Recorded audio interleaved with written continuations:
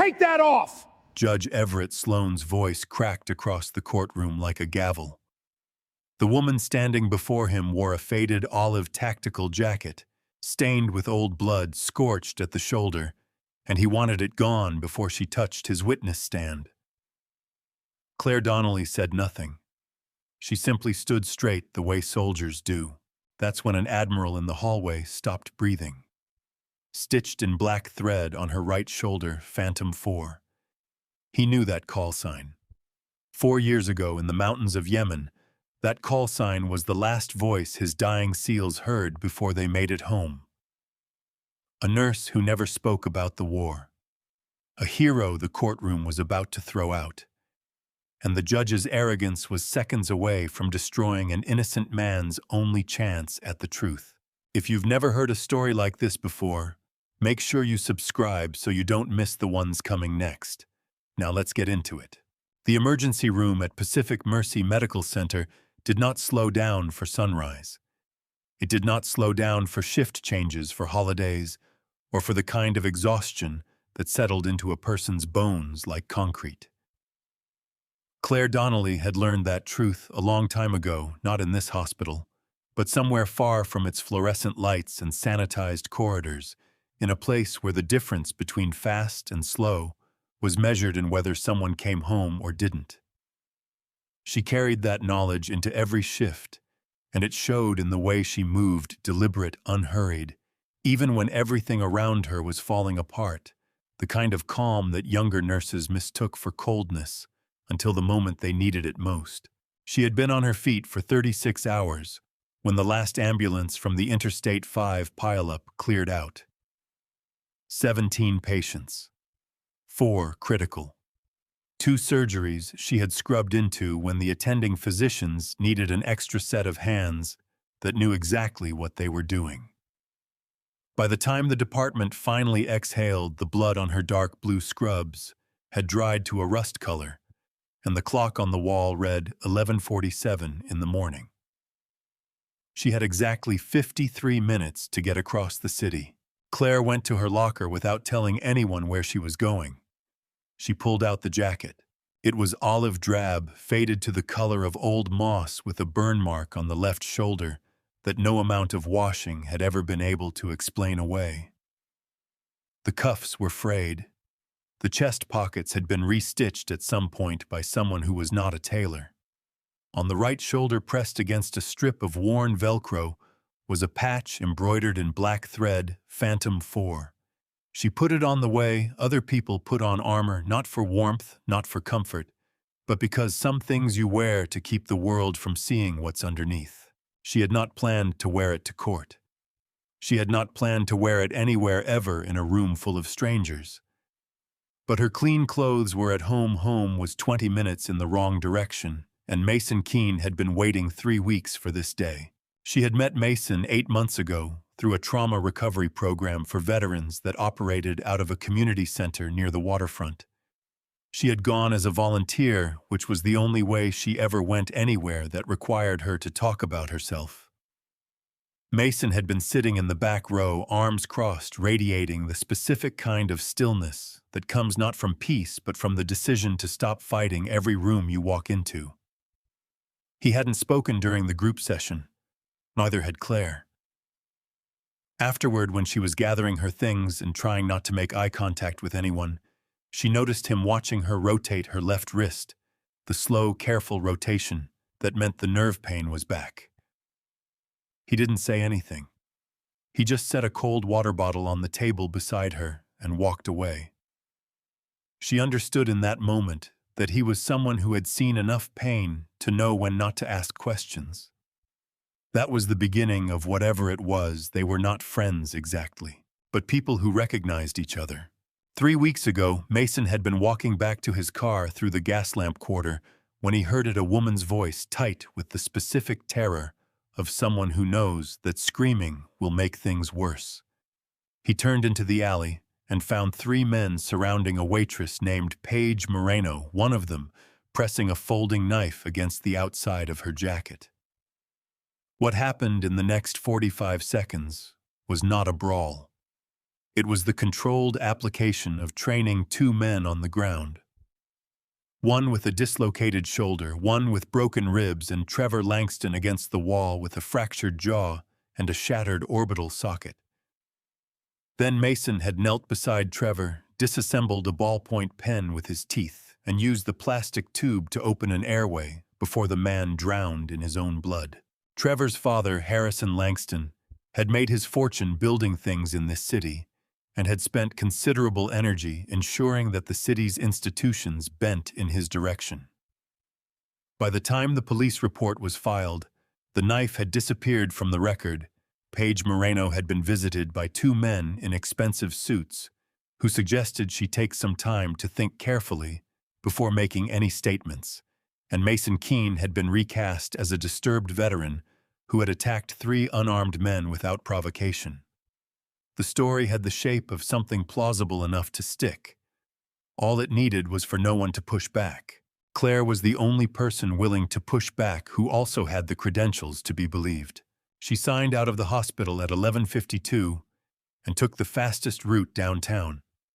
The San Diego County Superior Court building was the kind of place designed to make people feel small marble floors that echoed ceilings that climbed too high, the ambient authority of a structure that had been deciding people's fates for generations.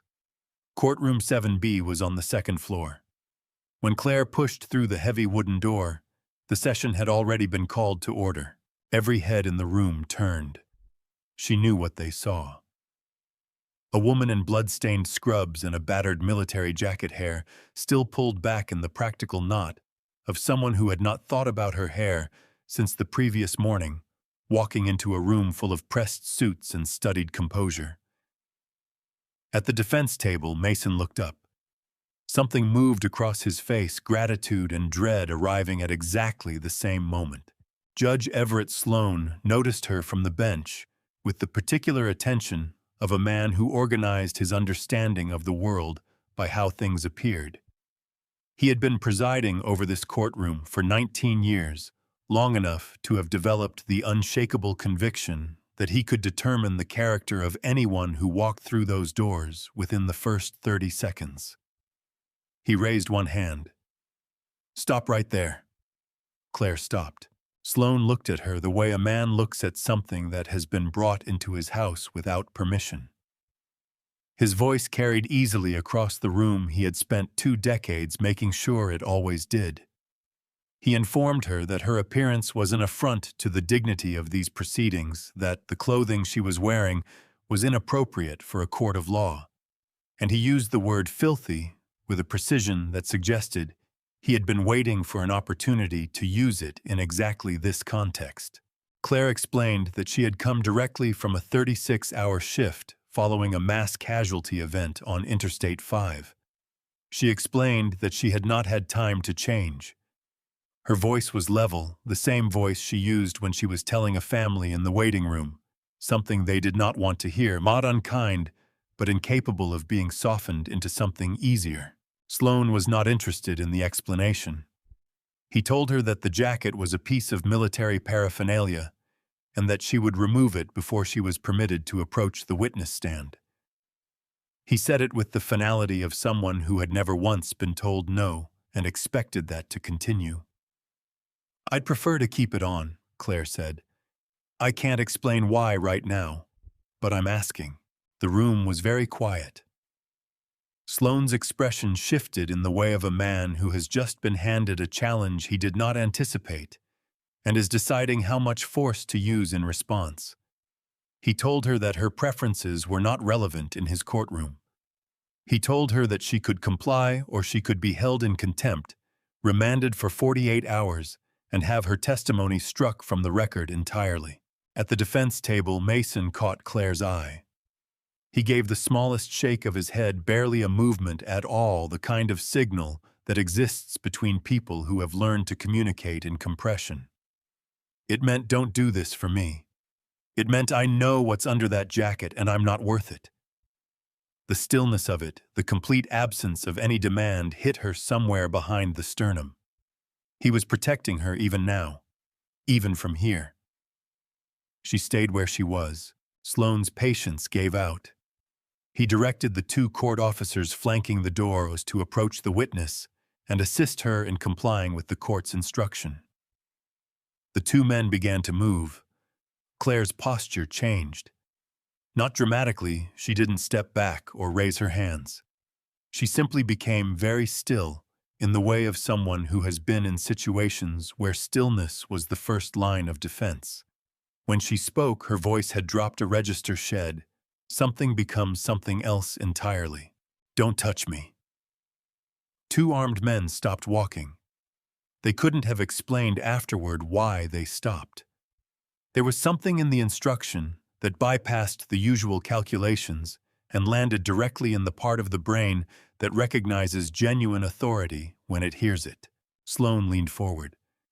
His eyes moved to the patch on her shoulder, the embroidered black letters, the worn Velcro, the insignia below it, that he didn't recognize. He didn't know what Phantom 4 meant. He assumed it meant nothing. He said something about costumes.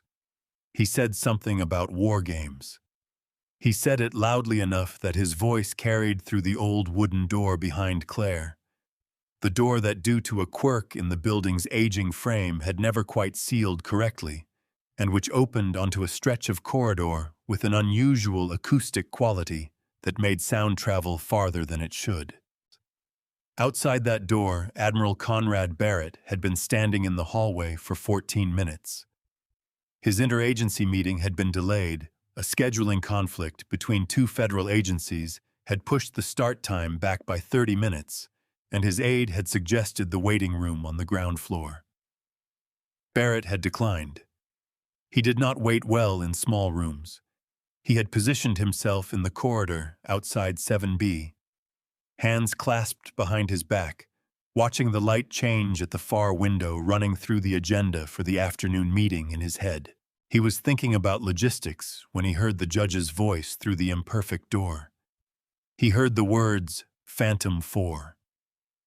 He did not move for 3 full seconds, 3 seconds, in which the part of his mind that had spent 30 years processing battlefield information worked through the probability of what he had just heard and arrived at a conclusion that the rest of him wasn't ready for. Then he put his hand on the door. Admiral Conrad Barrett did not open the door the way a man enters a room he has been invited into. He opened it the way a man enters a room where something is going wrong, and he is the only person who understands the full weight of what that means. The hinges made no sound. The door swung inward, and Barrett stepped through it, and the shift in the room was immediate, not because of his uniform, though 4 stars had a way of rearranging the atmosphere of any space, but because of the quality of his attention. He was looking at Claire the way you look at someone you thought you would never see again. Sloan was already drawing breath to address the intrusion when Barrett spoke first. No one touches her.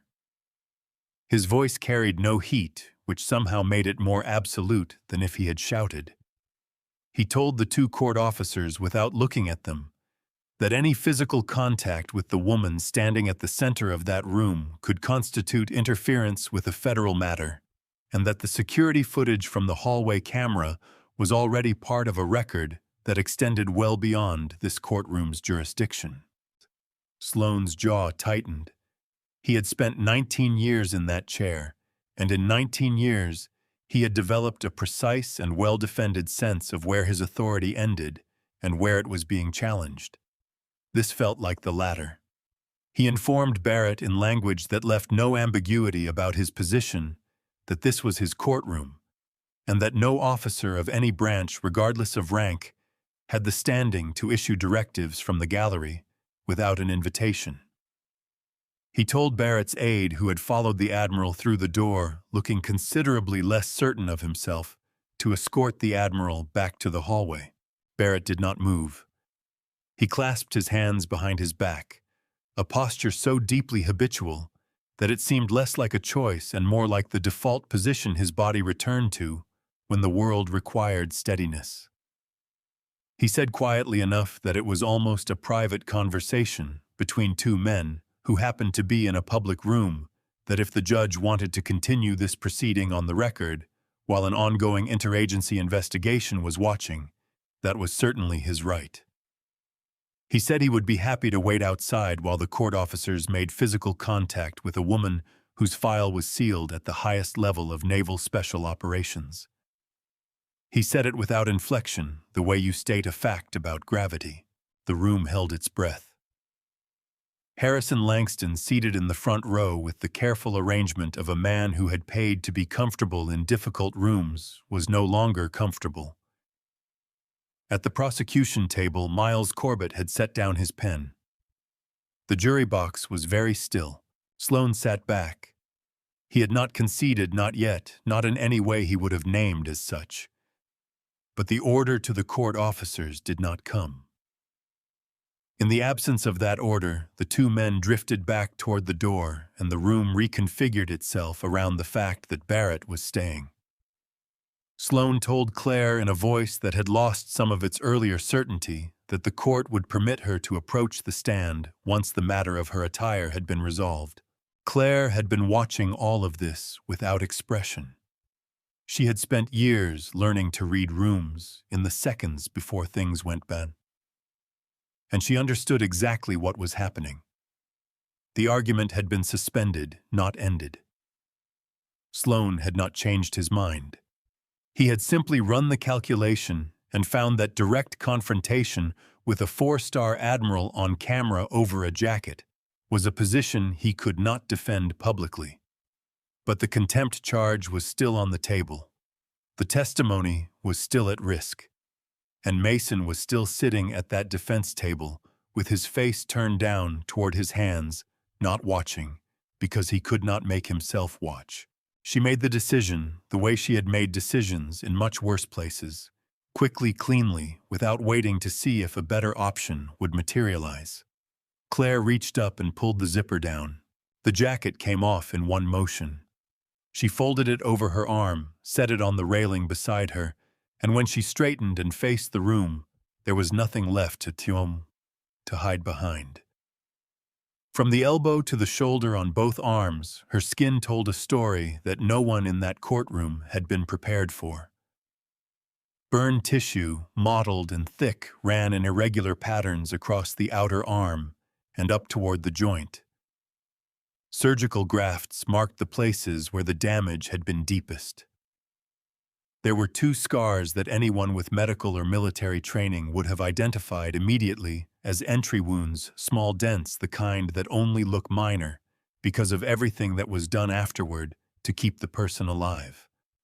The scarring was extensive enough and distributed in a pattern specific enough that it was clear these injuries had come within a measurable margin of requiring bilateral amputation. On her right forearm, just below where the worst of the grafting began, there was a tattoo, the trident of the Naval Special Warfare Command, and below it, a date. The date corresponded to a classified operation in the mountains of Yemen 4 years ago that had no official name in any document available to the public. Barrett recognized the date before he recognized anything else. He had spent the better part of 4 years trying not to think about that night, which is different from not thinking about it. He had been in the operations center, hundreds of miles from the mountainside, listening through a radio to the sound of people he was responsible for running out of options. He remembered the voice that had come through the static calm in a way that shouldn't have been possible given what the situation reports were telling him. The voice that had said in the flat professional shorthand of someone focused entirely on the problem in front of them, that she had 4 casualties, 2 critical, and that she needed 12 minutes and for everyone to stop talking on the channel. He had given her the 12 minutes. She had used 11 of them. The official record said that the medic designated Phantom 4 had been evacuated with injuries severe enough to end her military service. The file had been sealed. He had never learned her name. Barrett crossed the courtroom. He walked past the gallery, past the bar, and the bailiff made no move to stop him. There was something in the Admiral's trajectory that made intervention seem beside the point.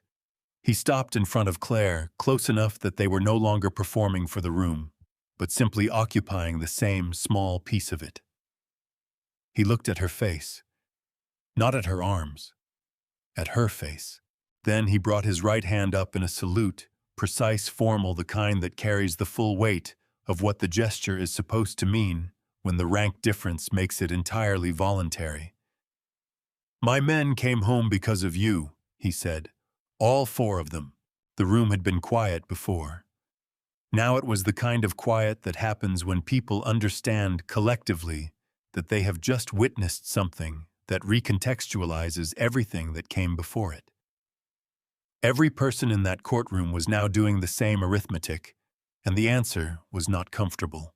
At the defense table, Mason had his elbows on the wood and his face in his hands. He was not hiding. He simply could not hold his head up under the weight of what he was watching. He knew about those arms. He had never seen them, but he knew because he had been the one to set a cold water bottle on a table beside her without asking questions. And he had understood even then that the long sleeves in August were not about temperature. He had never asked, and she had never told him, and that had been the terms of whatever trust existed between them. Now she had blown the whole thing open in a federal courtroom in front of strangers for him, and there was no way to hold that without something breaking. Sloan looked at his own hands. His expression had moved through several versions of itself in the last 2 minutes, and arrived somewhere that wasn't quite recognition and wasn't quite remorse, but occupied the territory between them. The place a man stands when he has done something publicly that he cannot privately justify. He told the court officers to stand down. He told Barrett's aide that the Admiral could remain as an observer. He did not apologize. Not yet. He told Claire she could approach the stand, and his voice had shed the particular authority it had carried since the session began. Claire picked up her jacket, draped it over the railing, and walked to the witness stand. The questioning from the defense moved through the established facts, her professional background, her connection to Mason through the Veterans Recovery Program, her clinical expertise in trauma medicine. Claire answered each question in the same register she had maintained since she walked in, precise, unembellished, stripped of emotional ornamentation. When Aaron Delaney, Mason's defense attorney, asked her to describe Mason's state of mind based on her professional assessment, she said the question was slightly wrong. She said she couldn't speak to his state of mind.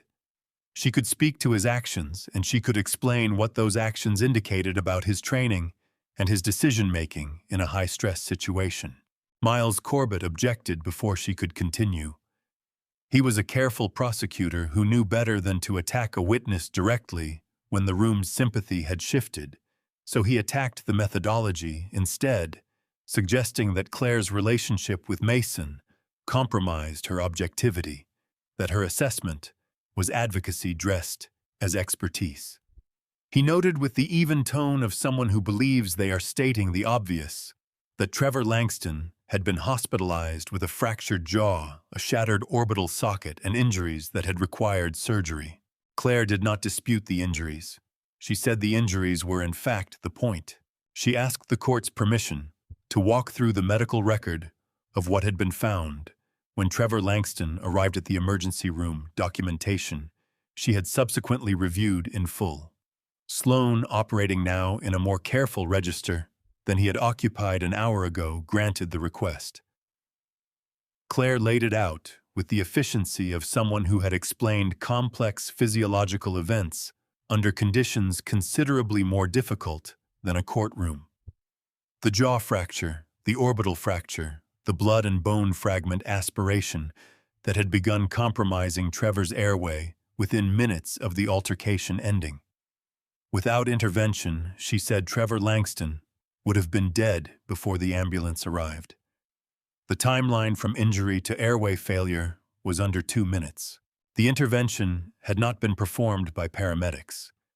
It had been performed at the scene using the hollow tube from a disassembled ballpoint pen inserted to bypass the obstruction and maintain an open airway. She described the technique in clinical terms that left no room for ambiguity about the level of training required to execute it correctly under those conditions, in that amount of time. Standard emergency medical services protocols did not include the use of improvised equipment. The pen had not come from a paramedic's bag. It had come from Mason's pocket. Corbett pushed back. He suggested that the improvised procedure could have been misattributed in the documentation or executed by emergency personnel who improvised due to equipment failure. Each suggestion was reasonable on its own. Claire addressed each one with the same patience she used when explaining a diagnosis to a family who didn't want to believe it. She walked through the evidence that the pen device had been in place and functioning when the paramedics arrived, and what that sequencing meant for who had placed it and when. A person in the grip of uncontrolled violence, she said, does not stop to save the life of the person they have just injured. The two actions, the force required to incapacitate a threat and the precision required to keep that person alive immediately afterward, are not compatible with a single psychological state. What the medical record described was not an attack. It was an intervention preceded by a use of force that the intervener had then immediately worked to mitigate. She said it without drama. She said it the way you say something that is simply true. Corbett was preparing his next objection when Claire set down the file she had been holding and looked at the judge. She said there was one additional piece of documentation she needed to introduce into evidence, something that had not appeared in the police report, something that she believed the court needed to understand had existed from the very beginning of this case. Harrison Langston's posture changed in the front row. The careful arrangement of a man who had paid to be comfortable came undone very slightly at the edges. The fracture pattern in Trevor Langston's right wrist had been documented in the emergency room intake report, and Claire had the page in front of her. She walked the court through what the imaging showed: a specific compression fracture along the radial styloid, the kind that results not from a fall or a block, but from the sudden forced rotation of a joint that is gripping something at the moment of impact. It was, she explained, a disarmament injury. The wrist breaks because the hand won't let go of what it's holding, and the person taking the weapon doesn't give it the option. Sloan looked at the police report again. He flipped through it twice the way a person flips through something they already know doesn't contain what they're looking for, still hoping. There was no weapon listed in the initial incident summary. No knife, no firearm, no object of any kind recovered at the scene or documented as evidence. The report described 3 men and an altercation, and a veteran with a history of psychological treatment. It did not describe a woman being held at knife point in an alley. Claire set the imaging report down and picked up something else, a single sheet, an evidence intake form from Pacific Mercy Medical Center, printed on the hospital's standard documentation template, signed and time-stamped. She said that when the trauma team had cut away Trevor Langston's jacket in the emergency bay to assess his injuries, an object had fallen from the interior pocket, a folding knife with a 4-inch blade in the closed position. She had been present. She had picked it up herself using a gloved hand, and she had logged it immediately. Time description, condition, location of recovery, before placing it in a sealed evidence bag and transferring it to the hospital's secure property storage where it had remained untouched since that night. She had brought the chain of custody receipt with her. The room did not erupt. It went very still instead, which was worse. The stillness of a place where everyone has just understood something at the same time, and no one is yet sure what to do with the understanding. Miles Corbett set his pen down on the table and did not pick it up again. Harrison Langston was sitting in the front row with his hands on his knees, and the projection of control he had maintained all morning was failing. In real time, his eyes had moved to Corbett and stayed there waiting for something that Corbett was not going to be able to provide. Sloan looked at Claire over the rims of his reading glasses. His voice, when he spoke, had lost the last of the register it had carried at the start of the session. He asked her to confirm that the knife she had documented had not been turned over to law enforcement had not appeared in any evidence log filed by the responding officers and had not been referenced in any documentation provided to the prosecution in the preparation of this case. Claire confirmed all three. Sloan asked Corbett to explain the discrepancy. Corbett stood. He was a careful man and a good attorney, and he understood that what he said in the next 30 seconds would define the rest of this afternoon, and possibly considerably more than that. He said he had prosecuted this case based on materials provided by the investigating officers, and that he had no prior knowledge of any weapon recovered at the hospital. He said it steadily, without embellishment, because it was the only position he could take that had any structural integrity. The problem was that his steadiness in this context only made the question worse.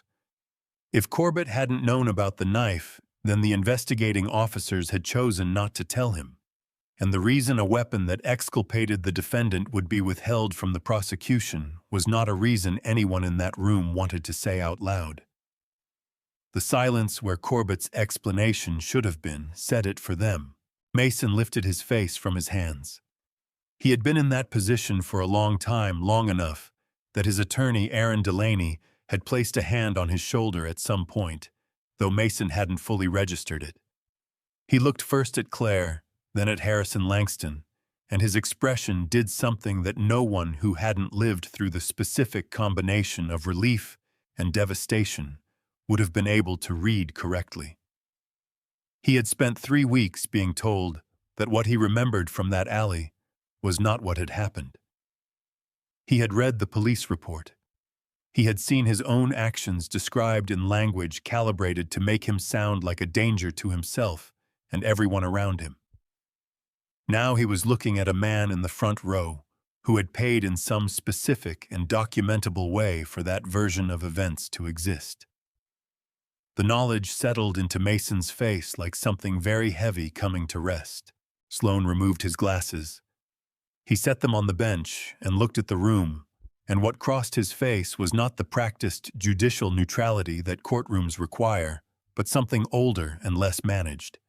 He was looking at a chain of custody receipt that suggested someone had decided at a very early point in this case that the truth was negotiable. And he was aware in a way he could not entirely suppress that he had nearly helped that negotiation succeed by throwing the one witness who could expose it out of his courtroom because of what she was wearing. He ordered the knife retrieved from Pacific Mercy's property storage and transferred immediately to the court's custody. He directed that the evidence intake records be entered into the case file.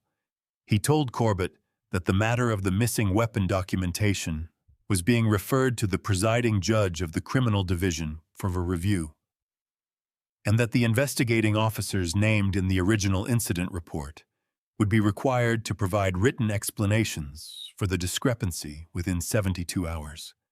He said the words obstruction and misconduct in the flat procedural tone of a man who is being very careful not to say more than he can currently support. But the words were in the room now, and they were not going to leave. Then he looked at the case file in front of him. The medical documentation. The chain of custody receipt. The imaging report describing a wrist injury consistent with forcible disarmament. The clinical analysis of an improvised airway procedure performed in under 2 minutes on the man who had just been threatening a woman with a knife. He closed the file. He said that based on the totality of the evidence presented, and in light of material that had been demonstrably absent from the original prosecution case, he was dismissing all charges against Mason Keene, effective immediately. Mason didn't stand up right away. Aaron Delaney was already on his feet saying something Mason couldn't process, and the room had shifted into the low-frequency noise of a place where something significant has just happened, and the people in it are still deciding how to respond. Mason sat in his chair for a moment longer than he needed to, and then he stood, and he walked to where Claire was gathering her documents at the witness stand. He stopped about a foot away from her. There was no gesture that felt adequate to what had just happened. The jacket, the scars, the years she had spent keeping those scars covered, all of it deployed in a federal courtroom for a man who had once set a cold water bottle on a table because he knew better than to ask. His eyes went red before the tears came, and when they did, he didn't try to stop them. He stood in front of her and let them fall, and she looked back at him with an expression that was tired and certain, in equal measure the expression of someone who made a decision and has no regrets about it and is simply waiting for the weight of it to finish settling. At the front of the room, Sloan asked the Langston family and Miles Corbett to remain in the courtroom. He told Harrison Langston that the investigation would include a review of any communications between the Langston family and the officers involved in the original inquiry, and that he would be strongly advised to have legal counsel present for whatever came next. Harrison Langston said nothing. Paige Moreno, who had been sitting in the back row of the gallery, was approached quietly by a victim's advocate from the district attorney's office within 20 minutes of the dismissal. She was told that the situation had changed. The knife had been recovered, the charges against Mason had been dismissed, and the people who had visited her 3 weeks ago no longer had the same leverage. Paige listened, and then she nodded, and then she asked for a glass of water and a pen because she had something she wanted to put in writing before she changed her mind. Sloan asked Claire to approach the bench before she left. He kept his voice low enough that the gallery couldn't hear him clearly. He told her that the court owed her an apology plainly, without the lawyerly qualifications that might have softened the accountability of it. He said that he had allowed his judgment to be determined by how a person looked, rather than what she had to say, and that this had nearly resulted in a serious miscarriage of justice. Claire accepted the apology without performance, without telling him it was fine when it hadn't been. She picked up her jacket from the railing, put it on, and zipped it up. Outside, the marble corridor was cooler than the courtroom had been. The nerve pain in Claire's arms had moved from a background signal to something more insistent it always did when the adrenaline that usually kept it manageable started to recede. She walked toward the main exit and found Barrett standing beside the tall window at the end of the hall, looking out at the street below. He turned when he heard her footsteps. He told her without preamble that he had been trying to locate Phantom 4 for 4 years. Claire told him that Phantom 4 had not survived Yemen. The person who had was a nurse in San Diego, and those were different things, and the distinction mattered to her.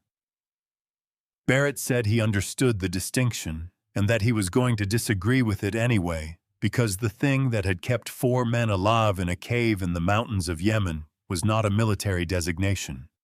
It was a particular quality of a particular person, and that quality had been in this building today, and it was not the kind of thing that disappeared just because the uniform came off. He reached into his jacket and took out a coin, the Naval Special Warfare Command Challenge coin, its face worn smooth in the way of something that has spent years in a pocket. He placed it in Claire's hand. He told her that there was a position available at Naval Amphibious Base Coronado for a senior instructor in combat trauma management, and that if she ever wanted it, he would make one call and consider it the smallest debt he had ever repaid. Claire turned the coin over once between her fingers. Then she put it in her jacket pocket next to her phone, which had a notification she already knew the content of the Veterans Recovery Program coordinator, asking if she could stop by before her next shift. A new participant hadn't spoken to anyone since arriving, sitting alone in the corner of the waiting room.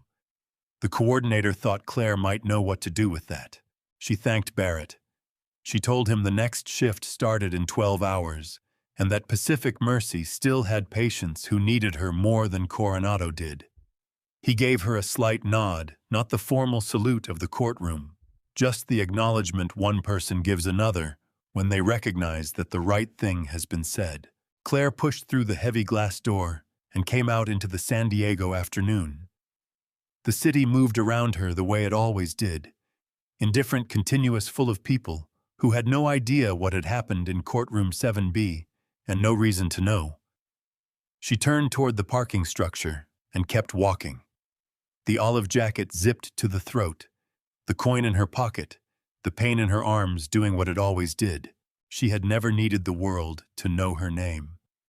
She needed to be somewhere she was useful, and she knew exactly where that was. There's something this story keeps coming back to that I think is worth sitting with for a moment. The judge saw a dirty jacket and made his decision in 30 seconds. The police report saw a veteran with a trauma history and built an entire case around that assumption. Harrison Langston saw a system he could afford to bend and assumed it would stay bent. Every single one of them was wrong, not because they lacked information, but because they stopped looking the moment they thought they already understood. Claire didn't win because she was a hero. She won because she showed up with evidence with precision and with the willingness to pay a personal cost for someone else's truth. Those aren't military qualities. Those are human ones. We walk past people like Claire every single day, people carrying things we can't see, choosing quietly to show up for someone else anyway. The least we can do is not make up our minds about them before they've had the chance to speak. If this story stayed with you, share it with someone who needs to hear it today. And if you want more stories like this one, the kind that remind you what people are actually capable of, subscribe so you're here for the next one. We'll see you then.